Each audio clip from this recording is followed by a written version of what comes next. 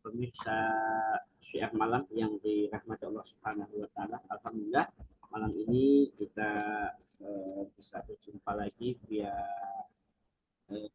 Zoom untuk membahas satu kitab Hasanah Pemikiran Islam, yaitu Nizamul Hukmi fil Islam atau sistem pemerintahan di dalam Islam.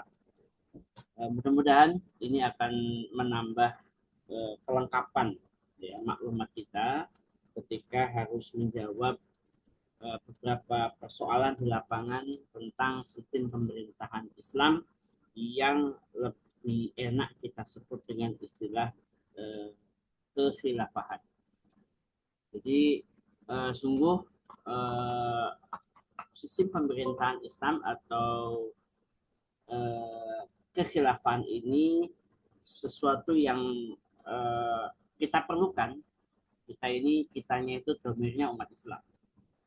Untuk apa? Untuk menyatukan dunia Islam. Sebagaimana kita tahu Eropa itu berusaha untuk menyatukan kepentingan politiknya melalui euro.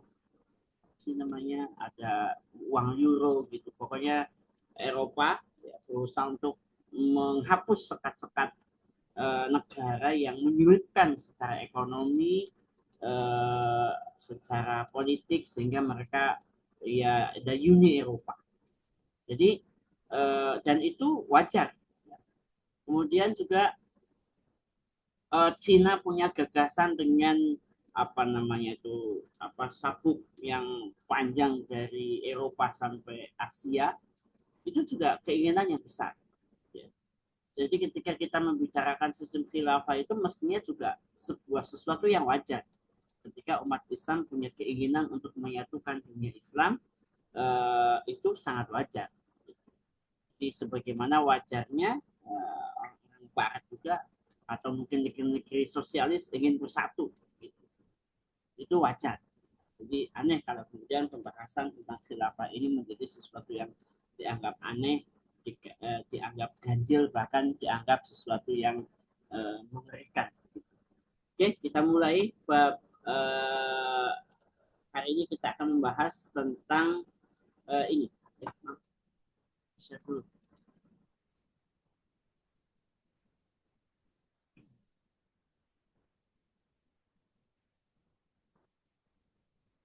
Oke.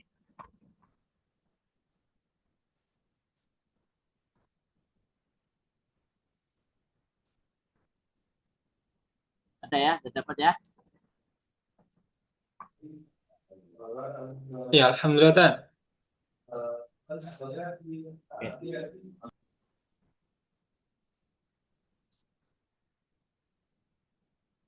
Ya, insya Allah kita akan membahas satu topik yang ke-17, yaitu ini ya, tentang muawin atau pembantu khalifah. Nanti ada beberapa istilah yang nanti diperkenalkan dalam Hasanah Pemikiran Islam ya, selain kata muawin ini. Jadi pembantu khalifah. Jadi latar belakang mengapa kita atau khalifah itu perlu pembantu, itu karena insya Allah kita akan mendapati bahwa kekhilafahan itu dan itu juga dulu berlaku, wilayahnya itu sangat luas, covered areanya sangat luas sekali. Bahkan ini sebagai gambaran, hari ini negeri Islam itu disebut musim distribusi penyebaran umat Islam itu sedemikian luas ya. Dari yang namanya Maroko di sebelah sini sampai yang namanya Maroke ini di ujung sebelah sini. Jadi ini covered area-nya sangat luas.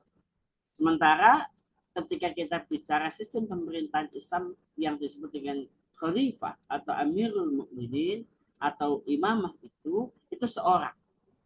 Sehingga sangat wajar ketika seorang khalifah itu membutuhkan pembantu dalam tugasnya yang sangat berat ini. Sehingga ini salah satu dari alasan mengapa khalifah itu perlu pembantu. Di pembantunya nanti ada beberapa. Nah, di sini kita akan mengenal dengan istilah muawid. Jadi muawid. Jadi para pembantu. Jadi ini adalah para pembantu yang diangkat oleh khalifah agar mereka membantunya dalam rangka mengemban tugas-tugas sebagai khalifah serta melaksanakan tanggung jawabnya sebagai khalifah tersebut. Jadi kita sudah memahami bahwa khalifah itu adalah kepemimpinan umum yang ngurusi umat Islam sedunia dengan hukum-hukum Allah Subhanahu wa taala. Jadi bisa dibayangkan ya, satu orang mengurusi umat Islam sedunia dengan syariat Islam. Itu ini sangat luar biasa. Jadi kalau diemban sendiri luar biasa. Tapi ini ada muawin insyaallah. Nah, muawin yang diangkat oleh khalifah akan membantu melaksanakan tugas-tugas khalifah dan itu ada dua secara umum. Yang pertama ada yang namanya muawin tafwid atau pembantu khalifah di bidang pemerintahan, dan ada lagi yang namanya muawin tanfid ya, atau pembantu khalifah di bidang administrasi. Nah, sebagai gambaran, jadi apa sih namanya? Kitab Nizamul Hukmi ini dan ada beberapa kitab lengkap yang lain itu merumuskan tentang struktur kepemimpinan Islam, yaitu kekhilafan itu dengan seperti ini.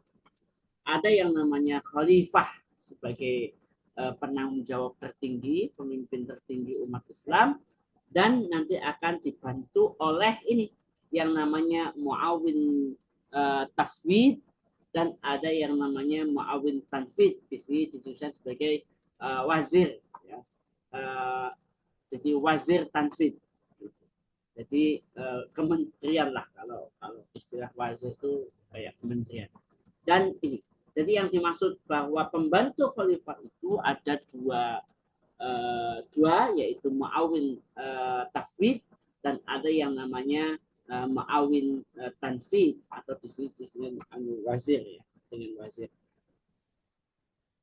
Yang ini nanti ada kita bahas nanti rincian-rinciannya. Ini dua pokok ini yang akan kita bahas, dan pada pertemuan ini kita akan membahas tentang muawin tafwid.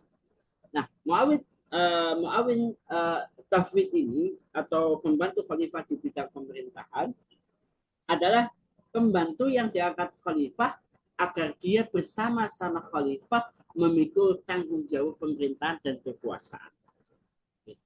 Jadi membantu ya, khalifah ya, dalam menjalankan roda pemerintahan dan kekuasaan. Maka khalifah akan menyerahkan kepada muawin agar dia mewakilinya dalam mengurusi urusan-urusan negara dengan pendapatnya serta memutuskan urusan-urusan tersebut dengan istihadnya berdasarkan hukum syara. Nah, ini posisi muawin atau pembantu. Dari mana ini? Ini didasarkan kepada hadis Nabi Shallallahu Alaihi Wasallam, wa amma wazira min ahlil ard fa Abu Bakrin wa Umar, bahwa dua wazirku di bumi ini adalah Abu Bakar dan Umar. Jadi inilah yang dijadikan oleh para fuqaha, para ahli-ahli fikih untuk menetapkan bahwa pembantu khalifah itu ada dua, yang tadi kita kenal dengan istilah muawin tafwid dengan muawin tanfid. Gitu.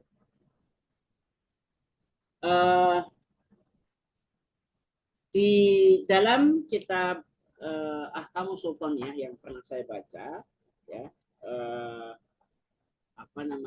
Imam Al-Mawardi itu menyebut para pembantu khalifah itu dengan wuzarat ya, wazir ya, wuzaratut tafwid atau pembantu di bidang pemerintahnya dengan istilah itu. Jadi beliau mendefinisikan bahwa Wuzaratul Tafwid itu adalah orang yang diminta menjadi pembantu imam atau khalifah untuk mengurusi berbagai urusan dengan pendapatnya serta memutuskan berdasarkan ijtihad. Nah, muawin ini secara syar'i adalah pembantu khalifah, ya, muawinul khalifah dalam semua tugas-tugas kekhilafahan yang memiliki wewenang untuk melaksanakan setiap tugas kekhilafahan, baik tugas yang didelegasikan oleh khalifah atau tidak. Untuk membayangkan tentang ini, ya, tentang posisi wazir tafwid ini, Imam Al-Mawardi itu menyebutnya sebagai mirip apa yang dikenal dengan istilah perdana menteri, ya, dalam sistem politik parlementer. Di kitab Ahkamus Sultan ini muawin tafwid itu seperti perdana menteri dalam sistem parlemen. Karena gini ya, ini kan kita itu membayangkan struktur khilafah itu tentu berdasarkan hukum syara. Tapi kadang-kadang ada orang yang berusaha untuk memberikan deskripsi lebih detail, lebih rinci dengan apa yang ada sekarang. Dan Imam Al-Mawardi itu memposisikan wazir atau muawin tafwid ini dengan perdana menteri. Dan kita tahu perdana menteri itu punya kedudukan yang setelah presidennya itu ya dia yang memegang otoritas, jadi kepala parlemen lah gitu. Pemimpin parlemen itu perdana menteri yang punya kedudukan tinggi setelah presiden dalam sistem sekarang. Jadi beliau Imam Al-Mawardi menggambarkannya seperti perdana menteri. Ya. Kemudian muawin ini harus melaporkan setiap tindakan yang sedang dia lakukan kepada khalifah, sebab dia pembantu khalifah. Jadi membayangkan posisi muawin tafwid ini seperti perdana menteri itu mungkin lebih mudah ya bagi masyarakat sekarang gitu. Jadi dia itu harus melaporkan setiap tindakan yang dia lakukan ketika menjalankan perwakilan sebagai khalifah. Kemudian juga beliau ini harus senantiasa melaporkan tindakannya yang besar maupun yang kecil kepada khalifah. Kebijakan ketika dia itu mengurus negara. Dan inilah tentang muawin atau wazir secara syar'i. Jadi beliau itu tindak tanduknya dalam posisi sebagai muawin tafwid ini harus dilaporkan dan melaporkan kepada khalifah atau kepada Amirul Mukminin. Ini gambar-gambar ini di sampingnya itu hanya saya comot dari internet ya. Ini bukan AI. Jadi saya hanya menggunakan sebagai ilustrasi saja. Jadi nggak ada hubungannya dengan teksnya. Dalam berbeda dengan wuzarat atau menteri kabinet di dalam sistem demokrasi. Nah, ini mengkomparasikan ya. Di dalam sistem demokrasi yang kita kenal sekarang, apakah itu nanti sistem presidensial ataukah sistem parlementer atau sistem kerajaan, itu tetap aja ada yang namanya kayak perdana menteri. Jadi raja itu ada perdana menteri, di bawahnya ada pembantu-pembantunya. Ya. Jadi berbeda. Jadi sistem wazir ya dalam sistem demokrasi itu berbeda nanti antara Islam dengan sistem demokrasi. Dalam menteri kabinet dalam sistem demokrasi yang merupakan bagian dari pemerintah itu, kabinet itu adalah kumpulan individu yang menjalankan pemerintahan sebagai sebuah tim. Nah, ini bab sebelumnya kita menjelaskan bahwa kepemimpinan di dalam Islam itu personal, bukan kolektif gitu. Jadi Islam itu tidak mengenal kepemimpinan kolektif, tidak mengenal gitu. Jadi di dalam Islam itu ada istilah yang lebih kita kenal dengan shahibus sholahiyah. Jadi yang ditunjuk itu cuma satu orang, yang bertanggung jawab itu satu orang. Jadi bukan kepemimpinan kolektif. Nah, dalam sistem demokrasi, pemerintahan itu merupakan kekuasaan kolektif, bukan tunggal atau personal. Artinya yang memimpin adalah tim, ya, bukan personal atau tunggal. Jadi dalam sistem demokrasi kan seperti itu. Nanti gini, yang paling mudah itu untuk menggambarkan kenapa di dalam Islam itu ke, karakter kepemimpinannya itu kepemimpinan individual bukan kepemimpinan kolektif itu kayak kenapa yang namanya PT itu tidak boleh dalam pandangan Islam. Jadi PT itu karena nanti di dalam Islam itu nanti yang jangan PT lah. Eh, ini dalam kurban di tetangga saya ada sekitar 3 kilo itu ada pabrik besar, pemiliknya itu orang Cina orang Cinanya baik lah dalam tanda petik. Jadi setiap kurban itu memberikan sapi paling besar untuk dikorbankan di sekeliling perusahaan dia. Sampai ini gimana gitu. Ini kan orang Cinanya kebetulan masih kafir gitu ya. Ini Cina kafir kurban gitu. Itulah atas nama perusahaan gitu. Jadi apa namanya? Jadi Anda bisa bayangkan menyembelih sapi atas nama perusahaan PT Fulan. Jadi atas nanti yang masuk surga itu PT-nya gitu maksud saya. Gitu. Makanya di dalam Islam itu ya harus dinisbatkan kepada individu ya, bukan kepada apa namanya kayak tadi PT-nya berkorban itu enggak bisa. Jadi ini sebagai gambaran saja ya, bahwa di dalam Islam itu ya sahibus solahiyah itu penting ya, bahkan menjadi asas dalam kepemimpinan Islam. Berikutnya yang namanya muawin atau wazir dalam sistem Islam maknanya adalah pembantu khalifah ya dalam melaksanakan semua tugasnya dengan tanpa terkecuali, di mana dia melakukan tugas-tugas tersebut lalu dia melakukan semua yang dilakukan kepada khalifah. Jadi kalau dalam pemerintahan demokrasi sekarang itu kayak perdana menteri ya, ketika dia mengeksekusi kebijakan-kebijakannya macam-macam, maka dia akan melaporkan kepada presidennya. Nah, kira-kira begitulah kalau ilustrasinya begitu.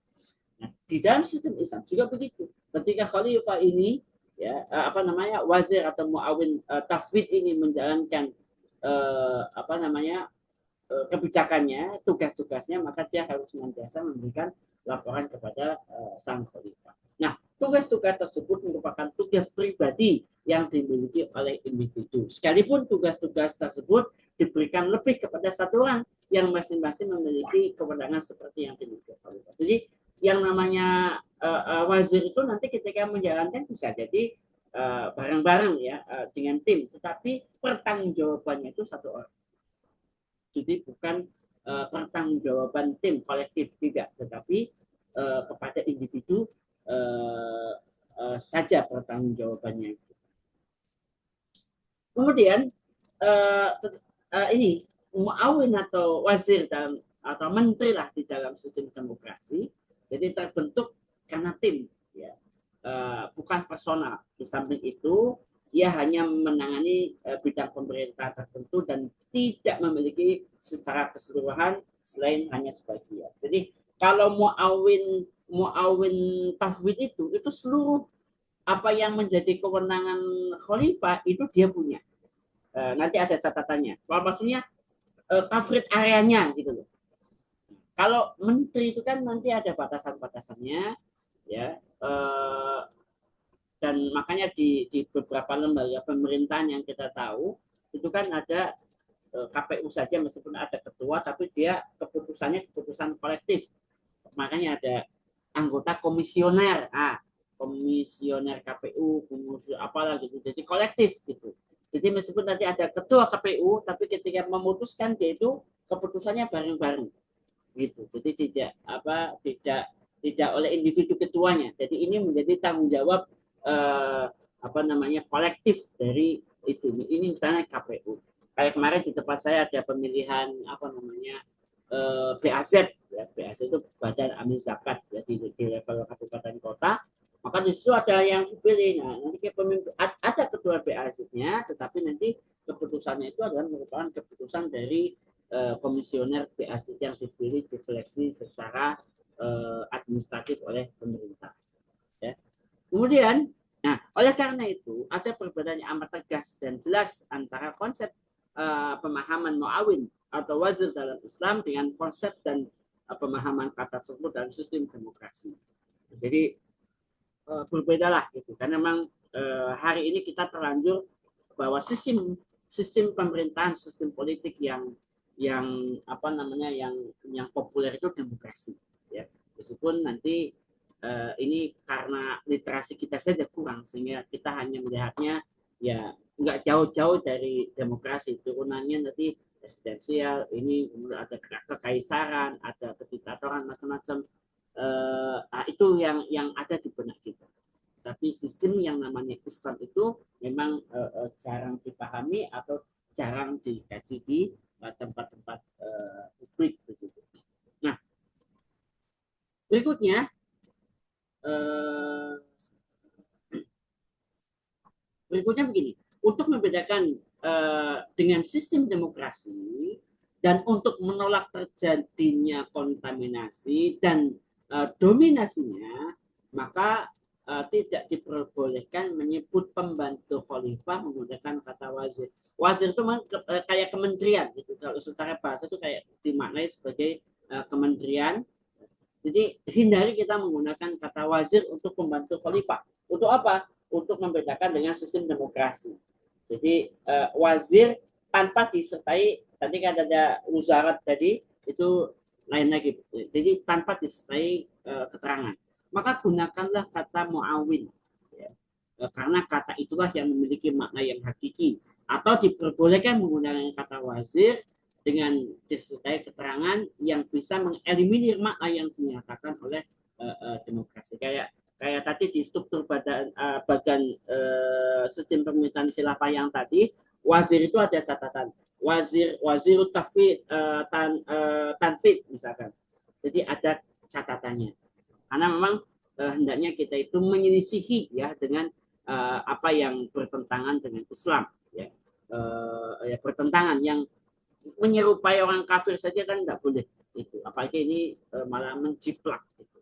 Dan saya perlu tegaskan bahwa ketika Rasulullah SAW itu ada ya eh, apa namanya itu ada sistem pemerintahan kerajaan, ada sistem politik yang sudah berkembang, entah itu yang di Persia, entah itu yang di Romawi, atau juga catatan-catatan sejarah di Athena juga sudah ada. Tapi Rasulullah SAW itu tidak pernah menduplikasi atau mereplikasi ya, sistem pemerintahannya itu dengan apa yang sudah ada waktu itu, entah itu berkiblat kepada apa namanya Persia atau berkiblat kepada Romawi. Tidak, Rasul ya membangun sistem sendiri. Rasul membangun sistem sendiri, sistem pemerintahan sendiri gitu.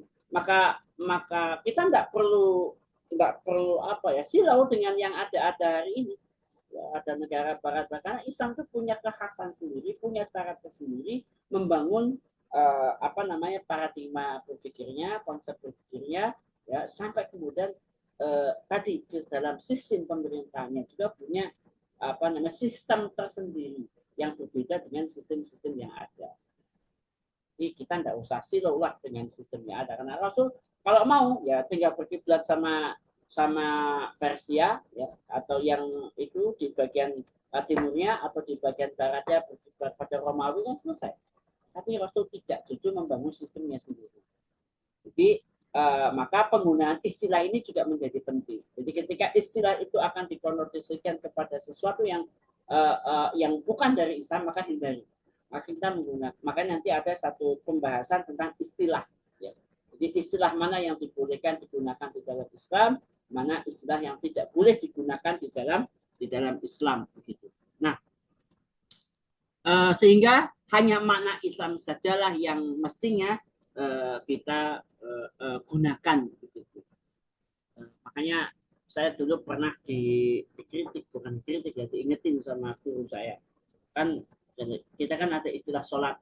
Nah, jadi sudah sembahyang belum? Nah, gitu. Jadi sembahyang itu eh, sembahyang gitu. Jadi secara teks itu sudah maksudnya ke sana, sholat 5 waktu lah gitu, sholat gitu. Tetapi dulu karena ada pembahasan tentang penggunaan istilah, nanti ganti ya, jangan pakai sembahyang lagi dengan sholat gitu. Jadi kalau orang Sunda ada netepan, netepan itu sama dengan sholat gitu. Ya itu salah satunya. Mengapa kita menggunakan istilah sudah sholat belum? Karena itu lebih Islamik gitu. Untuk membedakan dengan istilah-istilah yang di luar Islam. Karena syahdan sembahyang itu kata-katanya dari asal sembahyang. Nah, gitu. Jadi itu tidak tepat. Meskipun konotasinya pasti yang dimaksud adalah sholat-sholat juga. Gitu. Uh, Jadi pemirsa syiar malam yang dirahmati Allah Subhanahu wa taala, ini syarat-syarat muawin tafwid, pembantu khalifah. Kalau dalam istilah parlemen sekarang kayak perdana menteri lah kayak gitu supaya tergambar. Muawin tafwid ini syarat-syaratnya itu sama seperti syarat-syarat menjadi khalifah. Karena ini akan menjadi tangan kanan. Jadi first line setelah khalifah, jadi ada second line setelah khalifah itu adalah dia. Maka dia harus laki-laki, harus merdeka, harus Islam, harus balik, berakal, adil. Di samping itu dia memiliki kemampuan untuk melaksanakan tugas-tugas yang diwakilkan. Jadi syarat-syaratnya kalau sekarang kan minimal SMA, nah, gitu. Terus atau S1 yang asli ya ijazahnya ya, gitu ya. Jadi jangan yang palsu. Gitu. Jadi syarat-syarat administratif seperti itu wajar saja. Jadi karena ini tanggung jawab yang sangat besar. Gitu. Jadi maka standar-standar ini diperlukan dalam sistem kekhilafan. Nah, dalil-dalilnya sama. Ya, dalil-dalilnya sama sebagaimana syarat menjadi seorang khalifah. Ya. Yang pertama dia harus laki-laki. Dia harus laki-laki. Ini muawin tafwid. Ya. Jadi tangan kanannya khalifah. Second lainnya khalifah. Jadi dalilnya adalah ini. Jadi hadis Nabi SAW yang mengatakan la yuflihal qaumun walau amrahum imra'atan. Jadi tidak layak lah, tidak akan pernah beruntung suatu kaum yang menyerahkan kekuasaan perempuannya kepada kekuasaan pemerintahnya kepada perempuan. Nah, kebetulan saya di sini akrab dengan politisi yang pimpinannya perempuan. Dia pelin-pelan sekali. Jadi ingin Islam, ingin Islami tapi menolak hadis ini karena tidak cocok. Ya inilah. Jadi seperti itu. Kemudian yang kedua dia harus merdeka. Karena budak tidak memiliki otoritas terhadap dirinya sendiri. Jadi kalau budak ya karena budak dia kan abdun, jadi tidak punya kemerdekaan. Bagaimana dia bisa ngatur orang kan gitu. Ini juga kemudian dia harus balik. Jadi ini hadisnya Rufi Al-Qalam. Jadi ada 3 yang ini dasarnya hadis Nabi ini bahwa diangkat dari pena atau tidak dibebani hukum orang yang naim, orang yang tidur sampai dia bangun. Kemudian sobi orang anak kecil eh, apa namanya eh, anak kecil itu ukurannya sampai balik. Kemudian masdud gila, hatta yakil sampai kemudian dia berakal. Jadi akil balik itu menjadi syarat. Nah, nanti perlu ada catatan memang di dalam sejarah Islam nanti ada para khalifah yang masih kecil. Ya.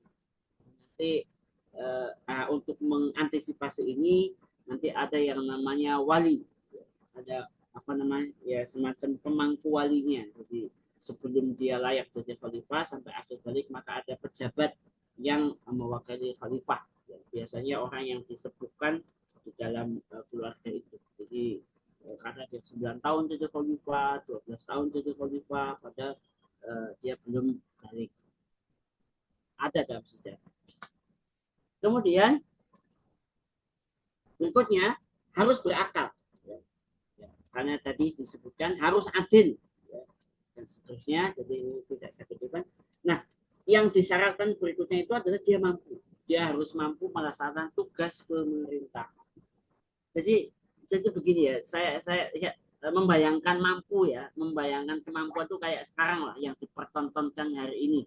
Jadi ada pemimpin yang masih belia, yang diragukan kemampuannya. Gitu. Ngomong aja kayak orang ngantuk begitu.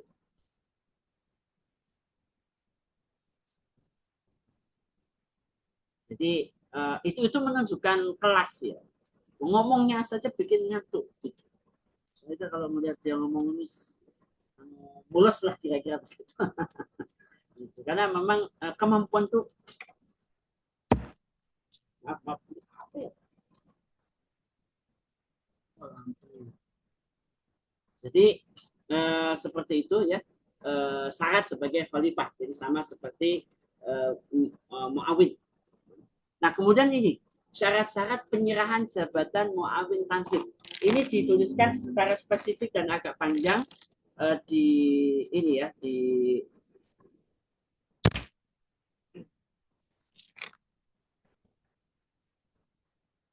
bentar. Jadi syarat-syarat penyerahan mungkin kalau bahasa sekarang itu sertijab gitu. Jadi sertijab. Jadi harus ada akad yang benar. Karena di dalam Islam itu penting akad. Semua tergantung akadnya. Kalau akadnya benar nanti kesananya benar. Kalau akadnya salah juga salah. Makanya penting. Jadi umat Islam itu harus memenuhi akadnya.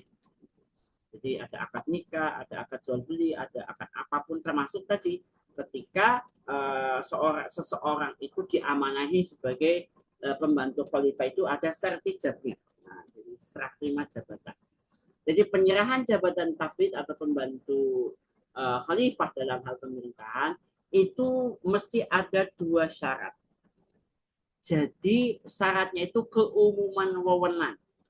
Jadi ketika seorang khalifah itu dia punya kewenangan yang umum, ya tidak spesifik umum semuanya. Jadi semua masuk dalam otak pemikirannya gitu. Itu yang pertama. Yang karena ini kayak perdana menteri tadi supaya gampang. Semua kerjaan khalifah akan dikerjakan oleh dia. Itu yang pertama. Yang kedua itu ada kata-kata niabahnya atau menjadi wakil. Menjadi wakil, bukan personalnya, mewakilkan kedudukannya. Jadi kedua kata ini menjadi syarat sahnya apa sih namanya jabatan khalifah itu dipangku oleh seseorang sebagai muawin tasfir. Nah, contohnya di sini ini dirincikan di bukunya Al-Ahkamus Sultaniyah itu dirincikan ya. Saya serahkan kepadamu apa saja yang menjadi wewenangku khalifah. Wewenang sebagai khalifah. Itu kan berarti mencakup keumuman wewenang. Untuk mewakiliku. Nah, itu juga ada dua hal. Di ungkapannya ya yang sengaja seperti itu maka akad apa sih namanya akad penyerahan kekuasaan penyerahan jabatannya itu sah. Jadi kalau kalimatnya memuat dua itu. Kalau tidak nanti ya tidak bisa. Jika penyerahan ini menggunakan kata-kata yang tidak tepat, maka bisa jadi dia tidak sah untuk mewakili sebagai wakil khalifah. Jadi, makanya itu kalau akad nikah itu harus jelas ya harus jelas siapa namanya yang menikah yang dinikahkan walinya maharnya dan seterusnya itu harus jelas karena kalau akadnya salah maka akan dibatalkan mau sah tidak sah jadi akad penting ya dalam konteks ini. Nah selanjutnya khalifah tidak boleh menunjuk dua orang muawin untuk jabatan yang sama karena alasan wilayahnya umum. Jadi yang maksudnya muawin tafwid ya, yang namanya muawin tafwid itu tidak boleh ya, apa namanya ada dua. Gitu. Eh, jadi sebab jabatan pemerintahan tersebut merupakan jabatan untuk satu orang, eh, penyerahan amir atau pemimpin itu hanya boleh kalau dilakukan oleh satu orang. Sebagaimana khalifah nggak boleh ada dua khalifah. Karena ini hukam, ini pemerintahan ya. Karena Nabi SAW menyampaikan dalam hadisnya, tidak ada salah satu fi safarin fal yu'ammiru ahadahum. Nah ini. Jadi maka hendaklah mereka punya salah seorang di antara mereka. Jadi pemimpinnya satu orang. Ini sama dengan dari sebagai khalifah. Karena ini waktunya khalifah. Nah, tugas muawin tahfidz. Jadi kalau nanti ada pembatasan ya, ada pembatasan. Jadi sebenarnya secara umum gini, tugas muawin tahfidz itu adalah menyampaikan kepada kalian apa yang menjadi planningnya dalam mengurusi urusan-urusan pemerintahan, laporkan tindakan-tindakan yang dilakukan dan melaksanakan wewenang dan mandat yang dimiliki. Jadi gini, uh,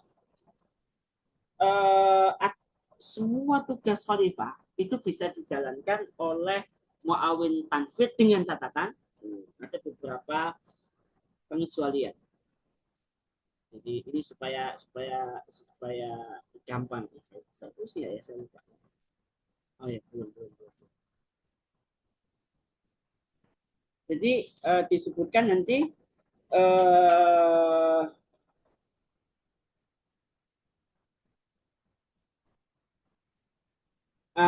dia tidak punya otoritas lagi untuk menyerahkan kekuasaannya. Jadi yang punya kekuasaan itu kan khalifah. Jadi dia itu tidak boleh apa namanya menyerahkan mandat kekuasaannya kepada orang lain lagi. Kemudian apa nih? Dia punya akses tidak punya akses full kepada apa ya maliyah, mencukupi kebutuhan umum. Yang berikutnya adalah memberhentikan jabatan sebelumnya, pejabat sebelumnya. Jadi sekarang saya buka lagi nih, gak lupa ingat ini. Jadi itu ya tugas muawin tafid ya, wakilnya khalifah atau yang lebih mudahnya kayak perdana menteri. Hampir tugasnya khalifah itu ada di tangan perdana menteri, memimpin nanti rapat-rapat yang dianggap penting untuk mengurus negara, dan semuanya itu harus dilaporkan ya kepada khalifah yang besar ataupun yang kecil-kecil gitu. Oke. Jadi itu ya tentang muawin tafid. Insya Allah nanti bulan depan kita akan membahas yang namanya muawin tanfiz ya. Jadi mudah-mudahan ini bisa dilanjutkan dengan ada sharing atau diskusi untuk mempertajam pembahasan kita. Terima kasih. Assalamualaikum warahmatullahi wabarakatuh.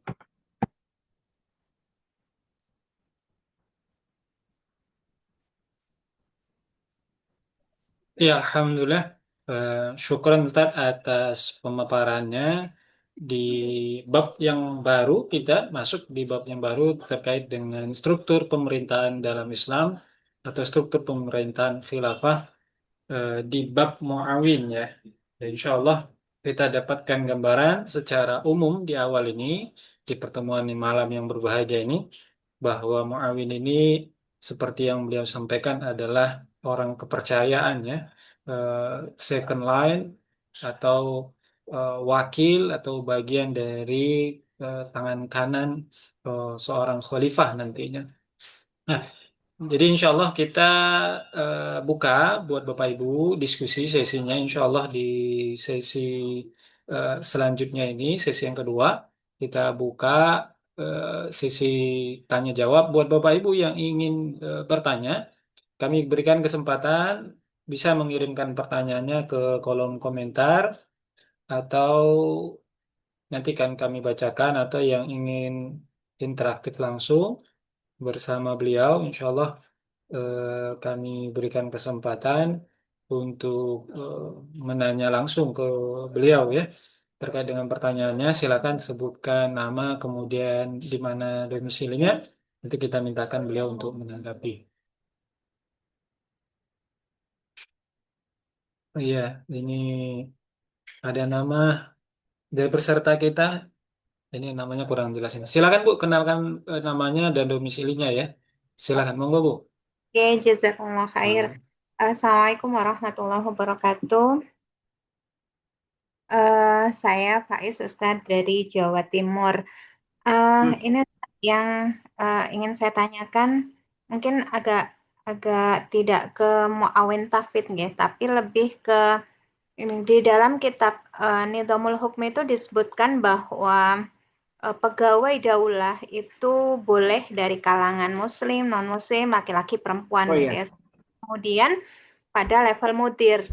Mudir ini kalau di hierarki ASN di Indonesia itu apa padanannya Ustadz? Soalnya pernah sampai penjelasan itu mudir itu kepala departemen. Nah, ini apa tidak posisi yang sudah cukup tinggi ya, gitu. Kenapa kemudian Ya. masih diizinkan taruhlah non Muslim, gitu? Apakah ini nanti tidak terkategori masuk larangan bahwa kan tidak boleh orang non Muslim itu Ya. menguasai orang non Muslim menguasai orang Muslim, okay. Itu yang pertama Ustadz. Kemudian yang kedua, ini tentang apabila suatu hari ada kondisi yang apa namanya di wilayah lain, di belahan bumi yang lain itu bisa apa ya, declare khilafah Ya. yang betul begitu ya, yang sahih. Nah, ini terus what must we do begitu ketika kemudian kita tidak di sana begitu. Apakah kemudian uh, harus pindah gitu. Yang pernah dulu sampai penjelasan ke kami ketika kami masih kuliah Ya. harus Ya. pindah begitu asalkan bisa berdakwah di sini. Cuma kemudian apakah posisi tidak pindah ini artinya berarti kan kita tidak menjadi warga negara khilafah gitu ya. Atau kemudian bagaimana sebenarnya ketika ada declare khilafah yang sahih itu terus kemudian apa yang harus dilakukan oleh umat Islam di belahan bumi yang lain gitu. Ya. Ya. Kalau pindah itu kan sulit, tapi kemudian memang ada hadis Rasul ya, Rasulullah itu berlepas diri dari kaum muslimin yang tinggal di Darul Kufur.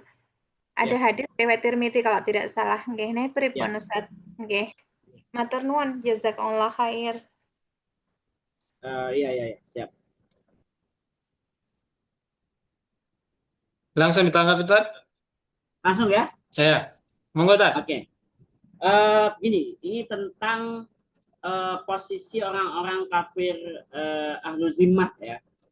Eh, Tentu kebolehan ahlu zimmah di pemerintahan Islam itu harus disertai dengan analisis yang kuat ya. Jangan sembarangan. Meskipun nanti secara hukum syara boleh memberikan jabatan di level tanfis, ya. Boleh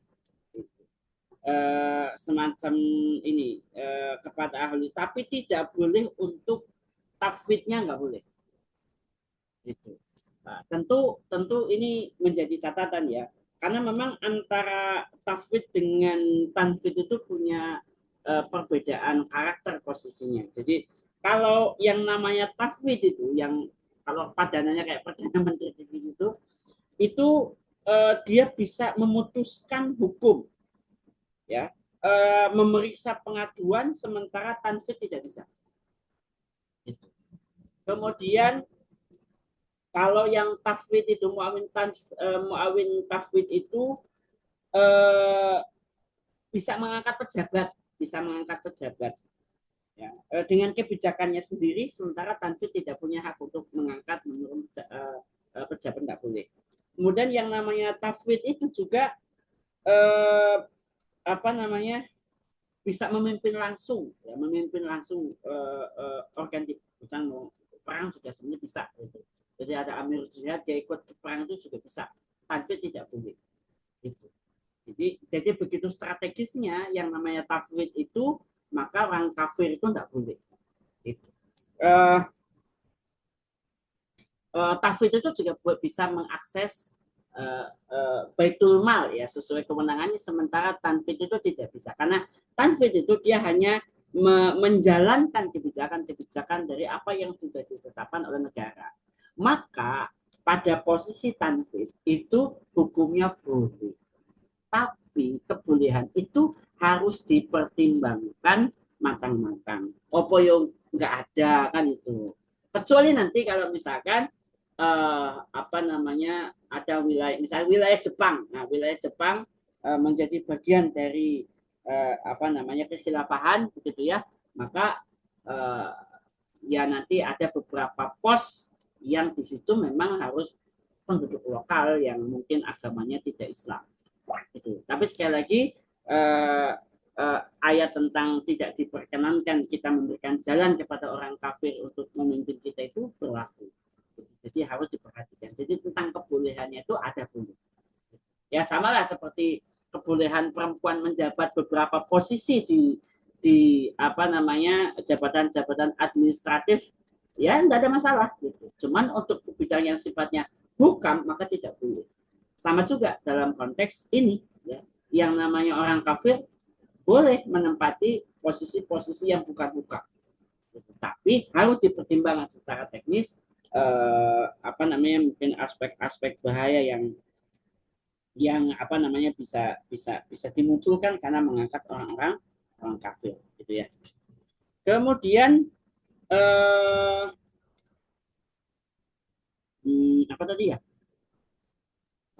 Yang kedua itu Mudir oh itu ya hijrah. Ah, Ya. Ketika kemudian hijrah itu maaf ketika di satu tempat ada declare tentang khilafah, maka opsinya itu tergantung situasi. Bisa wajib, bisa haram. Jadi karena ini sisi ekstrimnya ya. Wajib hijrah ketika dia tidak bisa lagi mempertahankan tauhid dan keimanannya. Gitu. Misalkan apa sih namanya begitu deklarasi khilafah, maka negara-negara kufur itu langsung membuat pernyataan perang dengan negara khilafah yang baru berdiri itu. Dan karena menyatakan perang, maka dia akan menyakiti umat Islam yang ada di wilayahnya. Gitu. Maka dia wajib untuk berhijrah menyelamatkan imannya. Gitu. Karena nanti ada pembahasan ketika ya tidak kuat ya menghadapi pressure dari orang kafir ya pindah gitu. Dia wajib menjaga iman dan Islamnya gitu. Itu menjadi wajib. Tetapi menjadi haram ketika ya apa namanya dia berada di tempat, meninggalkan tempat sementara ada potensi-potensi yang bisa dilakukan oleh dia secara pribadi mendakwakan Islam, ya, ada peluang-peluangnya gitu, meninggalkan misalnya gini ya, saya mendengar di Jepang itu katanya negara yang tingkat apa ya stresnya tinggi, dan mayoritas negara-negara Eropa juga sama. Nah, di negara-negara yang tingkat stresnya tinggi, itu konon ya, itu nilai-nilai Islam itu mudah diterima. Bahkan ya ada satu eksperimen sosial, apa sih namanya, pakai headset Islam. Maaf, apa sih namanya, ada orang lagi duduk-duduk preman dipakein begini, isinya murotal, sampai kemudian ada yang nangis-nangis, ada yang macam-macam gitu, karena untuk sekedar mencari ketenangan saja mereka sulit. Gitu. Tentang konsep hidup, betapa kita mendapati informasi katanya apa Jepang, Korea, apa namanya Spanyol, itu negara yang angka penduduknya berkurang. Jadi minus, penduduknya itu minus. Kenapa? Karena pola hidupnya itu sudah stresnya tinggi, macam-macam, gaya hidupnya bebas, sehingga mereka itu muncul kegelisahan yang amat tinggi. Nah, ketika kita berada di negara itu, tidak ada ancaman terhadap dakwah, terhadap keislaman dia, bahkan ada peluang berdakwah untuk kuat di situ, bahkan saya salah satu ustadz dari Indonesia dengan rombongannya bikin masjid di sana, menjadi Islamic Center di sana, maka ini peluang dakwah yang kalau ditinggalkan ini berdosa. Mereka tuh butuh kok. Nah, jadi situasinya itu tergantung situasi di lapangan.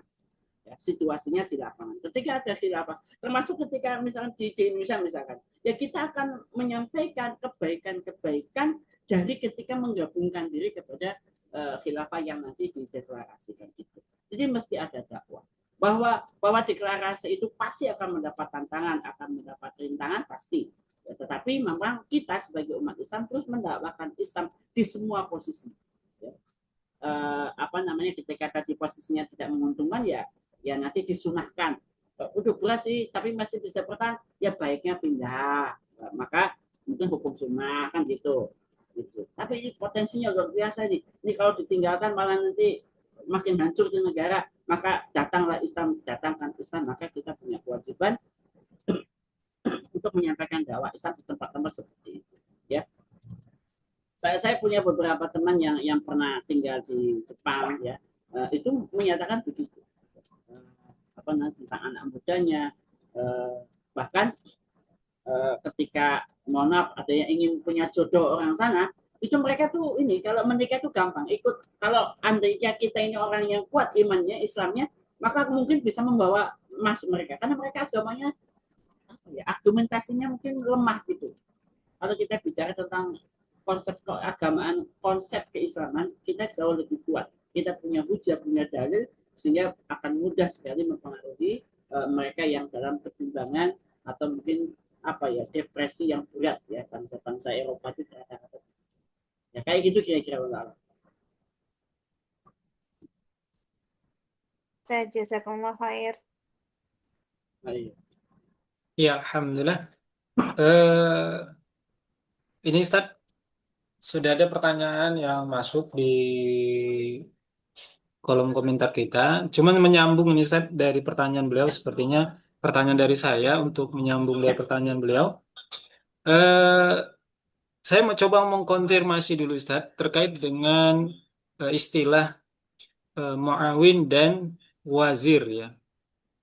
Saya dapat penjelasan di awal-awal kitab masuk di dalam kitab Nidham bahwa Syekh Taqiyuddin itu lebih memilih penggunaan istilah muawin ketimbang wazir, ya.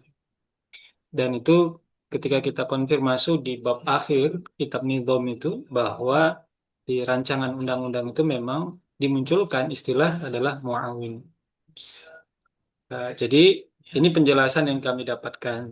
Lantas di dalam kitab Nidhamul Hukmi ini ada dua istilah yang coba didudukkan mungkin ya oleh Syekh Taqiyuddin kemudian oleh Syekh Abdul Qadim Zalum. Dua istilah ini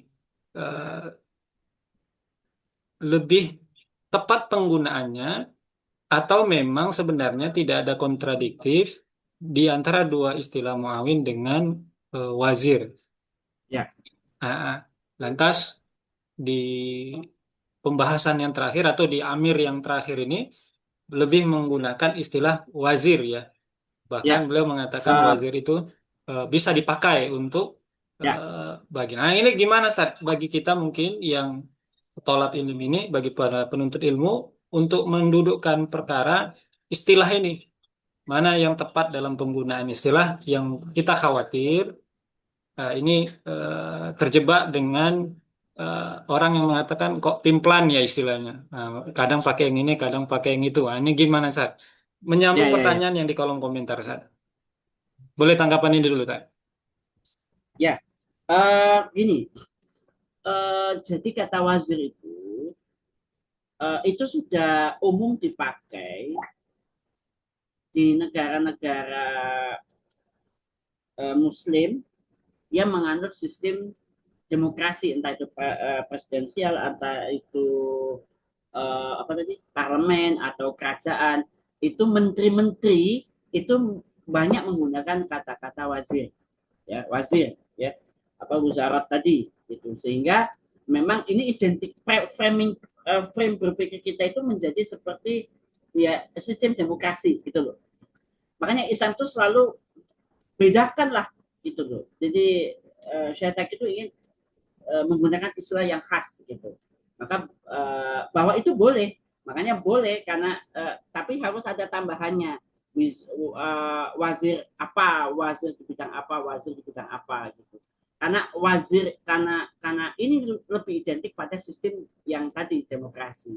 Nah, istilah yang direkomendasikan itu adalah istilah muawin, ya muawin baik itu muawin tafwid atau muawin tanfid gitu, sehingga itu sama-sama apa utusan atau pembantu atau delegasi ya utusan begitu, maknanya sama itu, cuman memang kita tuh menghendaki ada istilah yang kemudian kita populerkan sebagai kekhasan Islam itu, karena ketika kita itu terbiasa dengan istilah ada istilah yang dipropagandakan oleh mereka yang namanya hak asasi manusia gitu. Itu kan sudah terbiasa, ini khas mereka. Maka nanti kita tidak menggunakan istilah itu untuk menggambarkan itu. Karena nanti kalau tidak salah itu di pembahasan tentang istilah itu ada istilah apa namanya? Istilah lugawi, ada istilah urfiyah itu. Kemudian ada yang namanya makna istilah syar'i. Gitu. Maka penggunaan ini nanti kita apa namanya seleksi, sehingga karena tadi kita bicara tentang Islam yang punya gaya, punya kekhasan paradigma berpikir, ya. Sehingga maka hindarilah sesuatu yang mungkin kalau bahasa nanti apa ya, hadroh madaniyah, nah gitu ya. Ada hadroh, ada istilah yang mengandung hadroh gitu loh. Itu ada istilah yang mengandung hadroh. Ketika istilah itu mengandung hadroh di luar Islam, maka hendaknya dihindari. Kecuali istilah itu untuk kita bahas sebagai sebuah objek pembahasan. Itu. Jadi demokrasi itu kan hadroh itu. Kita tidak boleh menggunakan demokrasi untuk sistem pemerintahan kita. Misalkan atau apa musyawarah disamakan dengan demokrasi, jelas sangat-sangat bertentangan. Tetapi penggunaan kata demokrasi oleh kita itu untuk menjelaskan bahwa ada istilah itu. Gitu. Tapi kalau mengambil istilah demokrasi untuk sistem pemerintahan Islam jelas tidak boleh. Karena ini sudah istilah yang mengandung hadroh. Jadi wazir itu meskipun sama memiliki makna pembantu secara umum, itu sudah kekhasan dari sistem demokrasi. Jadi itu sih kalau saya lihat apa namanya, mengapa Islam harus menggunakan istilah-istilah yang khas Islam, terlepas dari tadi hadroh barat yang tambah ke sini kan tambah banyak gitu. Dan kita ini mohon maaf, saya itu nyari buku pemerintahan perbandingan sistem pemerintahan Islam, khilafah itu nggak ada pembahasan gitu. Sehingga istilahnya menjadi sangat asing gitu loh. Sangat asing sekali. Gitu. Sehingga ketika kemudian bangunannya kayak apa, itu nggak ada pemahaman sama sekali. Bahkan ketika apa namanya pembahasan tentang muqaddimah dustur, apa namanya kaget. Saya pernah ketemu dengan beberapa tokoh, Pak, kita ini harus mempersiapkan bagaimana Islam itu bisa tegak ya dengan panduan syariat. Bahkan ada yang sudah merancangnya, Pak, ini Pak Kudu. Segini ya begitu. Jadi memang nggak ada pembahasan. Jadi yang saya miliki kitab Ahkamul Sultan itu gambaran-gambaran umumnya memang ada. Tapi waktu itu Imam Al-Mawardi itu hanya membaca realitas politik gitu. Sementara yang disusun oleh Syekh Taqiyuddin An-Nabhani yang nanti dilengkapi oleh Syekh Abdul Qadir Salim itu betul-betul membangun konstruksi dari nol, dan nanti ada cara-cara memperjuangkannya dalam beberapa kitab yang lain. Kira-kira begitu Syekh. Ya, ini yang mau bertanya langsung bentar dulu Ibu ya. Ada satu pertanyaan dulu, kita khawatir nanti menunggu. Dari Mbak atau Ibu Vinita, ini yang tadi Ustaz, dari kolom komentar dulu. Izin bertanya, kalau nanti khilafah tegak, kira-kira perlu ada berapa banyak muawin Ustaz? Ya, muawin tafwid khususnya yang membantu khalifah di wilayah kekhilafan yang sangat luas nantinya. Ini kira-kira gimana Ustaz? Ada Ya, kalkulasinya nggak, Ustaz? bisa. Jadi kan kayak penyusunan kabinet ya. Ini kan kita membayangkannya begitu ya. Membayangkannya seperti penyusunan kabinet. Tetapi nanti ada beberapa pos yang memang wajib ya wajib wajib ada ya kayak misalkan apa ya eh, Baitul Mal,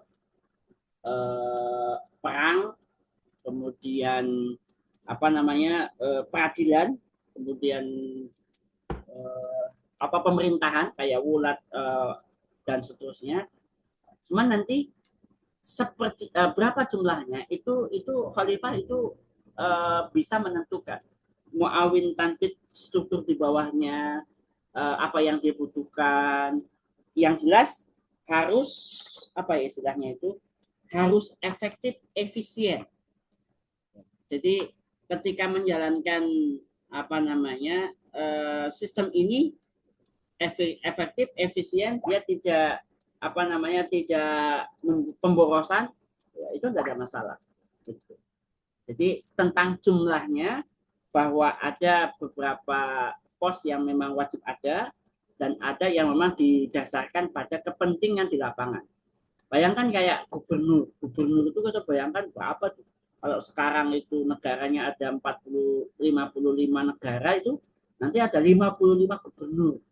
Nah, misalkan Indonesia se-Indonesia satu gubernur misalkan, atau nanti Jawa jadi satu gubernur, ya nanti bisa saja begitu. Nanti ada struktur-struktur di bawahnya itu kan disesuaikan.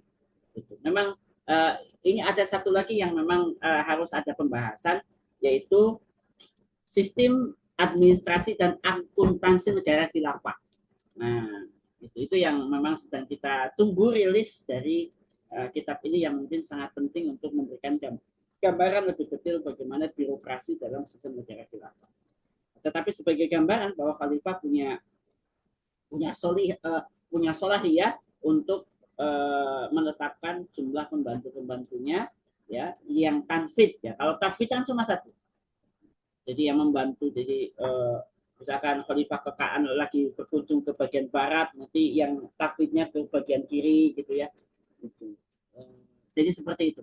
Jadi jumlahnya yang muawin tanfid itu di bawahnya lagi ada beberapa organ, itu bisa disesuaikan sesuai dengan kebutuhan dan solahiyahnya ada di tangan khalifah.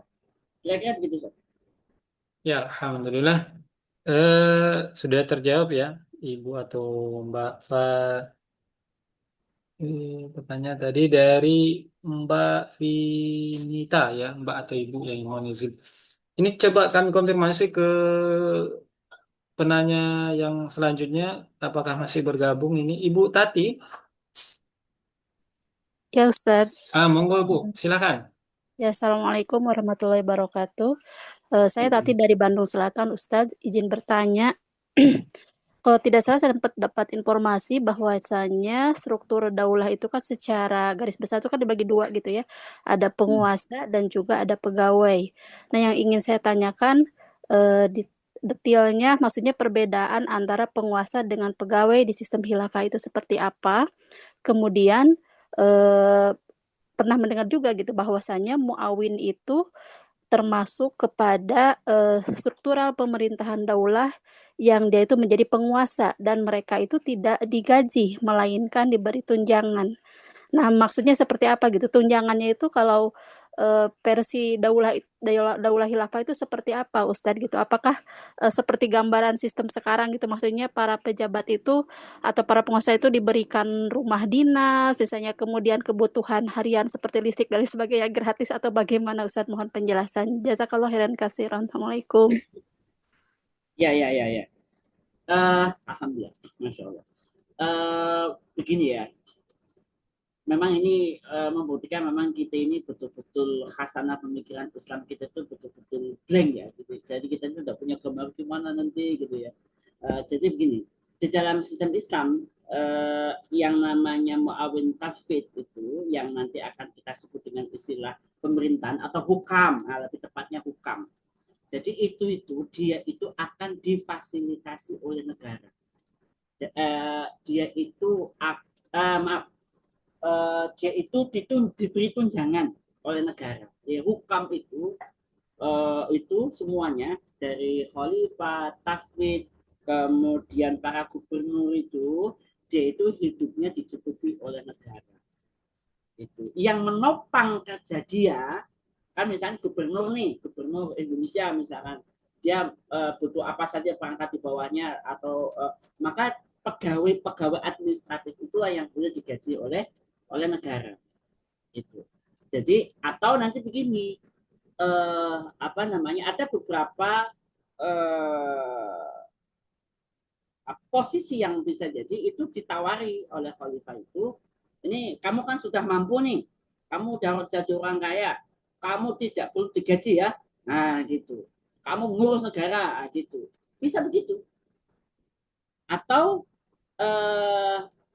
sebaliknya, jadi dia dikasih tambahan gitu, negara itu punya solahiyah. Tapi yang namanya hukam itu pada prinsipnya dia tidak digaji oleh negara, tetapi dia mendapatkan fasilitas. Misalkan anaknya 8 sekolah semua, maka ya diberi tunjangan agar hidupnya layak dan anak-anaknya bisa sekolah. Dan nanti kan kalau di negara khilafah kan sekolahnya gratis, gitu. Mau ke rumah sakit gratis. Jadi biayanya tidak mahal lah, gitu. Jadi insya Allah fungsi ini akan berjalan di tengah-tengah masyarakat. Jadi begini, saya membayangkan ya, memang kata-kata khilafah ala minhajin nubuwah ini itu menjadi kekuatan ruhiyah yang luar biasa. Karena yang akan berdiri nanti itu khilafah yang model begitu. Jadi bukan khilafah ala tertentu gitu lah, khilafah ala tertentu, tapi yang dijanjikan oleh Nabi itu adalah khilafah ala minhajin nubuwah. Maka literatur kita tentang khilafah ala minhajin nubuwah itu ya bagaimana 4 khalifah ya, Abu Bakar, Umar, Utsman, Ali sama Hasan, itu Hasan bin Ali itu ya seperti itulah nanti yang akan kita dapatkan keadilannya. Gitu. Nggak bisa kebayang. Ya, sampai begini. Jadi sering sekali saya mendapat temuan di lapangan ketika saya menggagas alternatif pemimpin wajar Indonesia ingin umat Islam ingin bersatu dalam khilafah. Selalu ada pertanyaan begini. Berapa lama akan berdiri? Siapa yang mau jadi pemimpin? Nah, gitu. Itu selalu berulang-ulang. Jadi terus seperti apa? Nah, gitu. Saya bilang balik nanya begini. Kira-kira Bapak Ibu sekalian, ketika Sumpah Pemuda tahun Bapak 1928, itu kan Sumpah Pemuda ya, gitu. Merdeka gitu. Itu ada yang nanya misalkan, merdeka apa? Kapan kita merdeka? Siapa yang nanti jadi pemimpin setelah merdeka? Saya yakin tokoh-tokoh nasional waktu itu nggak ada yang bisa jawab. Saya yakin nggak ada yang bisa jawab. Gitu.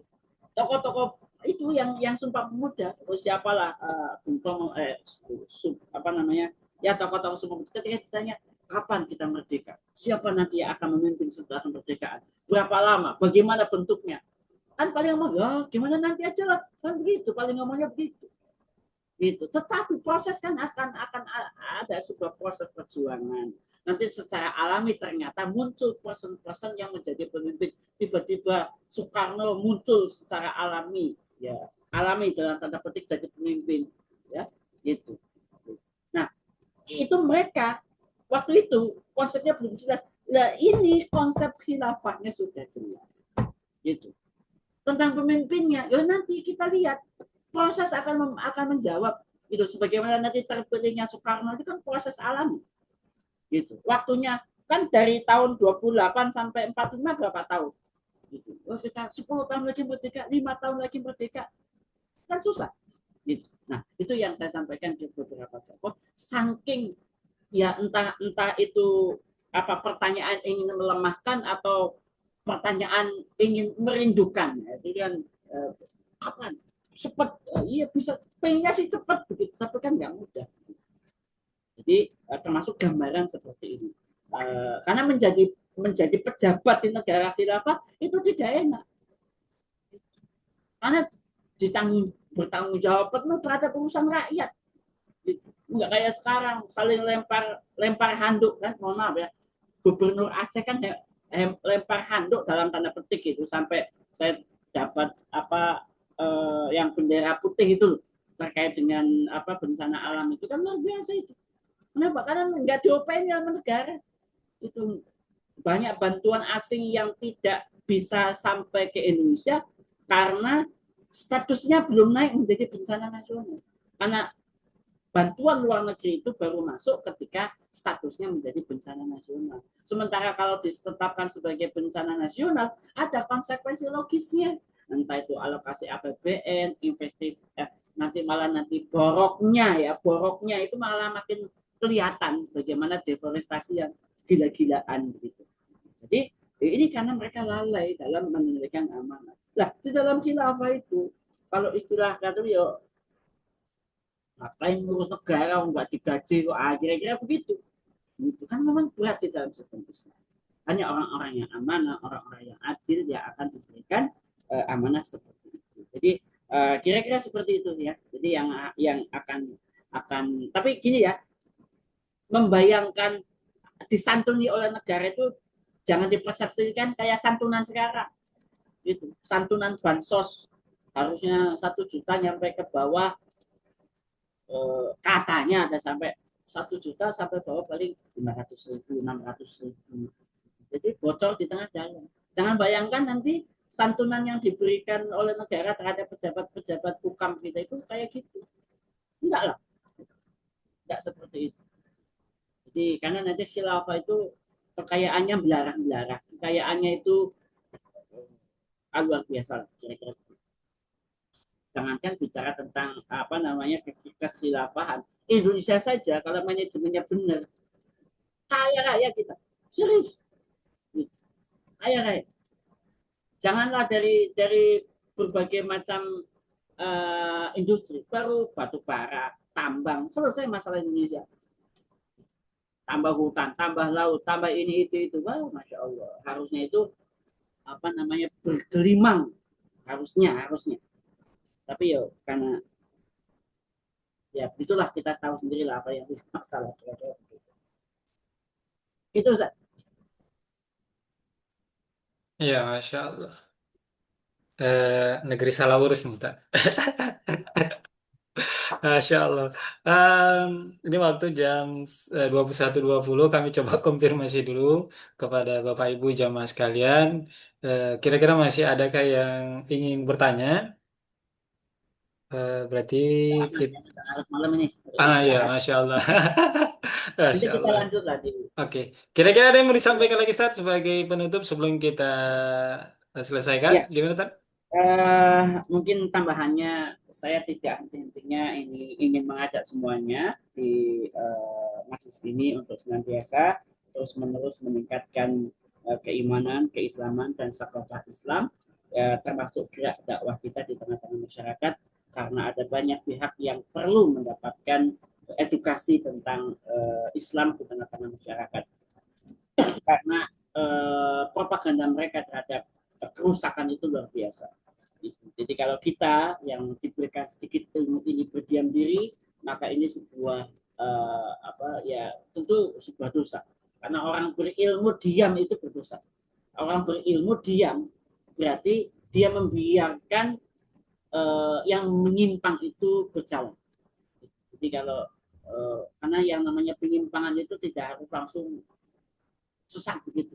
Kadang-kadang pelan-pelan, sibon ziraan pelan-pelan kira-kira.